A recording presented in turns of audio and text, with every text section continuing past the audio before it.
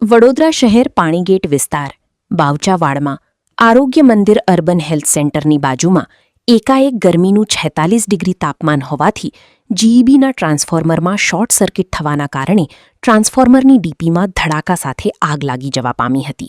તાત્કાલિક ધોરણે fire બ્રિગેડનો contact કરતા ફાયર બ્રિગેડના જવાનો આવી પહોંચ્યા હતા અને ટ્રાન્સફોર્મર ડીપી ઉપર પાણીનો છંટકાવ કરી આગ બુઝાવી હતી. સદનસીબે કોઈની જાનહાનિ થયેલ નથી.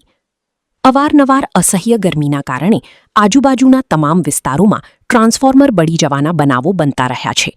જ્યારે પણ આગ લાગવાના બનાવ બનતા હોય છે ત્યારે ફાયર બ્રિગેડ જવાનો પોતાના જીવનની પરવાહ કર્યા વગર નિષ્ઠાપૂર્વક પોતાની ફરજ નિભાવી રહ્યા હોય છે.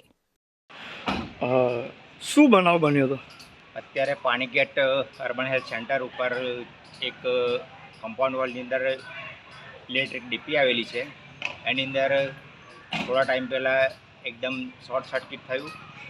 અમે અવાજ આવતા તરત બહાર દોડી આવ્યા તો જોયું તો આગ લાગી હતી.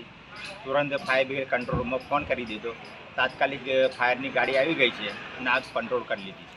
કોઈને જાનહાનિ થઈ છે? જાનહાનિ કોઈ નથી થઈ, કારણ કે અત્યારે એ બાજુ કોઈ હતું જ નહીં એટલે કોઈ જાનહાનિ નથી. શું નામ આપનું? જસુભાઈ મકવાણા,